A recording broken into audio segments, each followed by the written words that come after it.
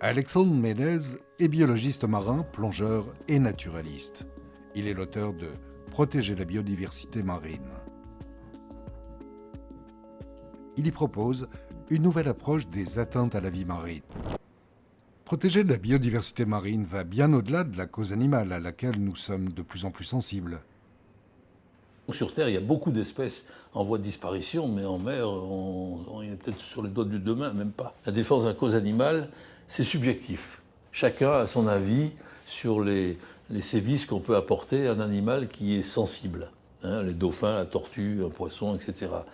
Et ça dépend, bien entendu, de ce que l'on peut voir. Et en fait, la défense de la cause animale, ça défend quelques espèces, pas beaucoup, et quelques individus de ces espèces. Un goéland mazouté, etc., etc. Tandis que la défense de la biodiversité, on défend toutes les espèces et tous les individus de ces espèces. Donc c'est tout à fait différent, il ne faut pas faire l'amalgame. Pour mieux protéger la biodiversité marine, vous proposez une méthode. Dans mon livre, j'ai surtout mis l'accent sur des critères qui permettent de hiérarchiser les différentes atteintes au milieu marin. Et c'est des choses de bon sens. La première, c'est que quand on a une atteinte sur le milieu marin, une pollution, cette pollution atteint d'une part l'homme, par effet boomerang, ça nous revient dessus, les pollutions bactériennes, chimiques, etc. Et ça atteint ainsi la vie marine. Donc il y a deux cibles, l'homme et la vie marine. Et les atteintes touchent parfois une cible au cœur et l'autre pas du tout. Et vice-versa. Quand on construit un port de plaisance, on tue tout ce qui est en dessous. L'homme, il s'en enorgueillit, ça, c'est très bien pour l'économie. Une pollution bactérienne, ça ne fait rien aux algues ni aux poissons. Ce sont des bactéries qui nous atteignent. Donc, il faut distinguer les deux cibles. Et ensuite, pour hiérarchiser les atteintes, c'est très simple. C'est du bon sens encore. Il y a deux critères fondamentaux.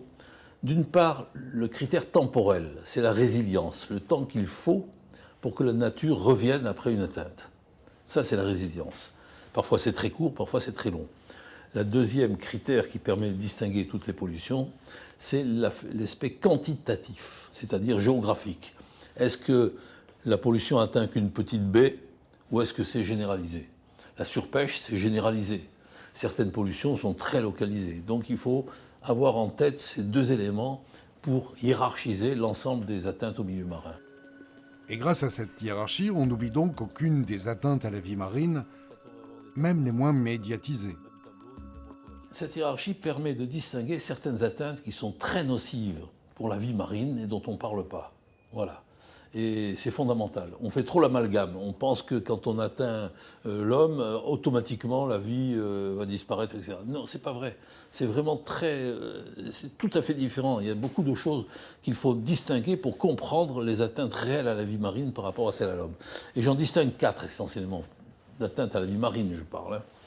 D'une part, les constructions gagnées sur la mer, parce que ça détruit tout pour toujours. Le critère résilience n'existe pas. Une fois que c'était détruit, ça ne repousse pas à l'endroit où ça poussait avant. Ça ne pousse pas devant ni à côté, parce que la vie existe déjà.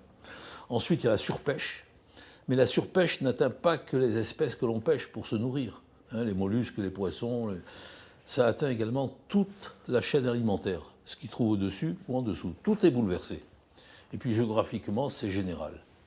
À long terme, ce sont les effets du changement climatique. Il y en a 3. Il y a l'augmentation de la température des eaux de surface, l'acidification du milieu, et il y a également la montée des eaux. Ça va atteindre la faune et la flore à moyen terme.